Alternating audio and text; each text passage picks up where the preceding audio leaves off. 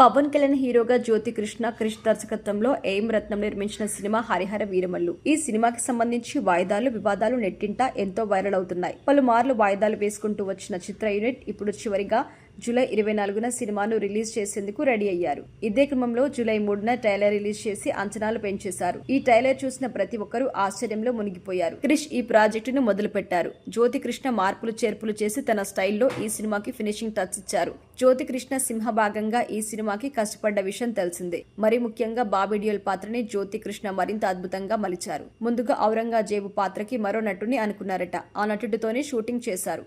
కానీ యానిమల్ చూసిన తర్వాత జ్యోతి కృష్ణ మాత్రం ఈ ఔరంగజేబు పాత్రకి బాబీ డియోల్ పర్ఫెక్ట్ గా అనుకున్నారట. అందుకే అన్ని తీసుకొచ్చి మళ్ళీ రీషూట్ కూడా చేశారు. హిందువుగా బతకాలంటే పన్ను కట్టాల్సిన సమయం. ఈ దేశం మా బాద్షా పాదాల కింద నలిగిపోతున్న సమయం.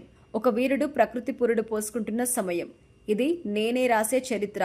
సింహాసనమా మరణ శాసనమా? ఈ భూమి మీద ఉన్నది ఒక్కటే కోహినూరు వజ్రం. దాన్ని తీసుకురావాలంటే రామబాణం లాంటి వ్యక్తి కావాలి. ఇప్పటి వరకు మేకల్ని వెంటాడి పులిని చూసుంటారు. ఇప్పుడు పులిని వెంటాడే బెబ్బుల్ని చూస్తారు. నేను రావాలని చాలా మంది ఆ దేవుడికి దండం పెడుతుంటారు. కానీ నేను రాకూడదని మీరు చూస్తున్నారు వంటి డైలాగ్స్ తో వీరమల్లు ట్రైలర్ ఆదిరిపోయింది. అసలు ఈ మూవీ ఈ రేంజ్ లో ఉంటుందని, ఈ రేంజ్ లో తీసి ఉంటారని ఎవ్వరూ ఊహించరు. విజువల్స్, యాక్షన్, సీక్వెన్స్, బీజిఎం ఇలా ఏ విషయంలోనూ వీరమల్లు టీం కాంప్రమైజ్ కాలేదు అని అర్థమవుతుంది. ఇక వీరమల్లు ట్రైలర్ తో ఒక్కసారిగా అంచనాలను పెంచేశారు. పవన్ కళ్యాణ్ కి ప్రతి షాట్ లో ఎలివేషన్ ఇచ్చినట్టుగా తెలుస్తుంది. ఇక ఈ ట్రైలర్ గమనిస్తే బాబీ డియోల్ ఢీ అంటే ఢీ అనేలా ఉన్నారు. జ్యోతి కృష్ణ ఈ మూవీ మేకింగ్ విషయంలో ఎక్కడా కూడా కాంప్రమైజ్ కాలేదు. విఎఫ్ఎక్స్ విషయంలో రాజీ పడకుండా ఉండడం వల్ల ఇన్నిసార్లు వాయిదా వేయాల్సి వచ్చిందట.